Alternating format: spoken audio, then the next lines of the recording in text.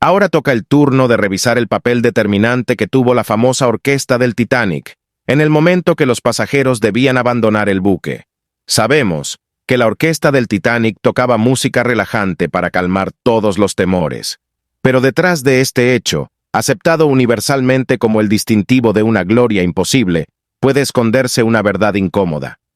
En los primeros momentos de la noche, la ejecución de esas elegantes melodías debió de tranquilizar psicológicamente a los pasajeros, lo que probablemente impidió que se llenaran los botes. Por lo tanto, habría sido mejor que no se hubiera pedido a la banda que tocara, pero ya que lo hicieron, y ya que ninguno escapó, también deben ser juzgados como héroes en lugar de como las víctimas que también fueron, incluso si pueden haber sido los autores involuntarios de innecesarias víctimas mortales adicionales. El director de orquesta Harley era un hombre con un gran sentido del deber, declaró John S. Carr, violonchelista del transatlántico White Star Celtic, al Edmonton Daily Bulletin. Supongo que no esperó a que le mandaran llamar, sino que, tras comprobar lo peligrosa que era la situación, probablemente reunió a sus hombres y se puso a tocar. Sé que a menudo decía que la música era un arma más poderosa para detener el desorden que cualquier otra cosa en la tierra. Conocía el valor del arma que tenía, y creo que demostró lo que decía. Puede que Carr esté poniendo una cara valiente a las cosas, como sin duda intentó hacer Hartley en nombre de su empleador. Sin embargo, a pesar de que durante casi un siglo se ha celebrado su indudable valentía, cualquier evaluación redonda de las acciones de la banda aquella noche debería atemperarse al darse cuenta de que su forma de tocar tuvo efectos sutiles, que animaron al menos a algunos pasajeros a elegir la muerte en lugar de la vida. Los acordes de música clásica que sonaron al principio de la reunión seguramente transmitieron el mensaje de que todo era lo más normal posible. Cada una de las notas hablaba dulcemente de que la emergencia no era lo que era, una emergencia, sino un inconveniente temporal. El toque de la banda iba directamente en contra de las súplicas de los oficiales y la tripulación de que las mujeres y los niños subieran a los barcos. Por tanto, quienquiera que pidiera o instigara la música, cometió un terrible error. Al principio los pasajeros del Titanic se mostraron inseguros, indecisos, vacilantes, ante la oferta que se les hacía. Se les pedía que entraran en barcos diminutos, que cambiaran la luz por la oscuridad, el calor por el frío y la aparente seguridad por el peligro. Y la música en sus oídos no dejaba de hablar seductoramente a sus almas, música que era luz, música que era calor. El segundo oficial Lightoller, del bote salvavidas 6, comentó: «No tenían ninguna gana de subir al bote. Tuve que cantar. Naturalmente, nadie lo vio como algo serio, y no tenían ninguna prisa por bajar al mar en un bote. Probablemente la banda del Titanic no debería haber tocado música esa noche. El hecho de que los himnos fueran apropiados o no, al final tiene poca importancia cuando se compara con la cuestión más amplia de lo que significaba la música en primer lugar. Una sensación de inquietud les habría servido mucho mejor que una sensación de bienestar. La inquietud habría ayudado a llenar los botes salvavidas. Es importante subrayar que el efecto música fue al principio relativamente menor, pero si una de cada 100 personas se vio irrevocablemente influenciada de una manera determinada en su respuesta a la abrumadora pregunta «¿Me quedo o me voy?», no cabe duda de que la banda costó vidas.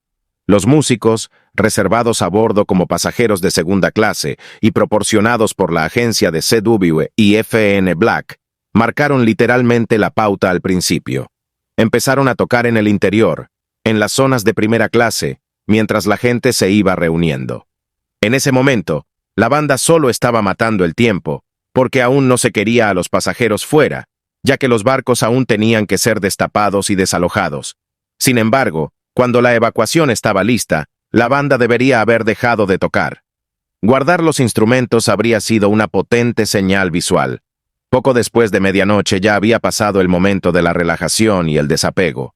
Pero la banda siguió tocando. Nadie les dijo que pararan. Y en ausencia de cualquier tipo de sistema de megafonía a bordo del buque, la música seguía transmitiendo alegre tranquilidad, incluso cuando la radio invisible emitía silenciosas y desesperadas peticiones de ayuda. Se perdía así un tiempo vital tratando de llenar los primeros botes. Se pedía a los pasajeros que entraran, pero la música les pedía que se quedaran, igual que les persuadía otras noches del viaje de que esperaran un rato después de cenar, para escuchar y deleitarse, en lugar de retirarse a sus camarotes. Si los primeros barcos se hubieran llenado más rápidamente, con los pasajeros adelantándose en el gélido silencio, se habrían podido disponer de valiosos minutos más tarde, cuando más se necesitaban. El heroísmo está muy bien, pero en este caso no llenó los barcos. Joseph Conrad escribió en la English Review en julio de 1912. Yo, que no soy un sentimentalista, creo que habría sido mejor que la banda del Titanic se hubiera salvado tranquilamente, en lugar de ahogarse mientras tocaban. Cualquiera que fuera la melodía que estuvieran tocando, los pobres diablos. Preferiría que se hubieran salvado para mantener a sus familias que ver a sus familias mantenidas por la magnífica generosidad de los abonados. El pasajero y escritor Archibald Gracie dijo que la banda continuó tocando mientras bajaban los barcos, y añadió que él y otros lo consideraban una sabia medida para calmar la excitación. En este punto, no comprende la influencia de la música entre los indecisos, al margen de la toma de decisiones. Cuando se hicieron las primeras invitaciones para subir a los barcos, no había ningún peligro evidente y apenas se percibía inclinación hacia adelante. El barco parecía firme como una roca, la noche magníficamente clara. En tales circunstancias, era fácil confiar en la certeza del rescate, ya que solo 73 vidas de pasajeros se perdieron en el Atlántico Norte en los 10 años anteriores a 1901 y menos aún en los 10 años posteriores. Este falso sentido de seguridad se acrecentó seguramente al esparcirse rumores de que otros buques ya respondían a las llamadas de socorro. ¿No oyes la música que suena?, preguntó el pasajero Arthur Ryerson a su esposa, mientras probablemente otros hacían lo mismo.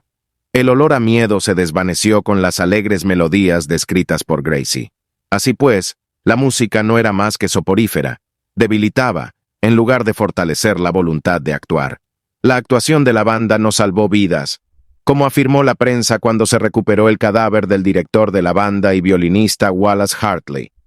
Por el contrario, costó vidas y exigió más sacrificios humanos. Hoy en día oímos hablar de la banda del Titanic solo en el contexto de los himnos, acordes sagrados que algunos dudan que tocaran en absoluto. Gracie dice que, de haber sido así, lo habría considerado una advertencia sin tacto de muerte inmediata para todos nosotros. El corolario es que las alegres melodías eran todo lo contrario, lo que podría denominarse promesas sin tacto de una rápida y divertida cancelación del problema. Sin embargo, el problema no desapareció, sino que se agravó. Que la banda siguiera tocando es lamentable, no otro aspecto heroico del asunto. Si Wallace Hartley y los demás, al morir, escribieron para sí mismos una página de honor ineludible, entonces seguramente estaban logrando un triunfo del espíritu humano sobre lo que, para empezar, quizás se dieran cuenta de que había sido un error de cálculo colosal. ¡Qué tontería poner música! ¡Qué triste que contribuyera a fomentar las burlas hacia los que sí entraban en los barcos! Te perderás el desayuno. Necesitarás un pase para volver por la mañana. Nos vemos en Nueva York. De tal manera que los que se arriesgaban a entrar en ellos también se arriesgaban a ser ridiculizados más tarde. ¡Qué inocente eras, querida! Peligro, desde luego. Lo pasamos muy bien aquí toda la noche, escuchando a la orquesta. El riesgo estaba en quedarse, no en marcharse, y sin embargo a los pasajeros les resultaba psicológicamente más difícil subir a un bote salvavidas por culpa de una naviera que combinaba la navegación temeraria con una complacencia equivocada. Se necesitaba a alguien que hubiera podido valorar claramente la importancia del ejemplo cuando se trataba de la banda. Ojalá alguien con autoridad hubiera visto también que la banda era talismán de la verdadera situación, y les hubiera persuadido no solo de que dejaran de tocar, sino de que se les viera trotar hacia un bote salvavidas. El efecto podría haber sido poderoso. El envío de los tranquilizadores habría puesto sobrios a los bromistas. La banda era emblemática del Titanic aquella noche y podría considerarse una baza clave mal utilizada. Se perdió una oportunidad y se produjo un glorioso fracaso. El error era demasiado sutil para ser apreciado en aquel momento, o incluso después. Solo con la comprensión moderna de la psicología inducida por la música pueden empezar a verse los contornos del error. Más de 30,000 personas asistieron al funeral del director de orquesta Hartley en Colne, Lancashire, después de que su cuerpo flotante fuera recuperado. y su tumba sería debidamente marcada, al estilo heroico, con un orgulloso busto a su semejanza. Sin duda, la orquesta del Titanic tranquilizó a los pasajeros durante esta terrible situación, pero realmente incrementó el número de víctimas de este hundimiento. Todo parece indicar que así fue. Ahora es tu turno, mi estimado suscriptor. ¿Piensas que de no haber tocado la orquesta se hubieran salvado más vidas?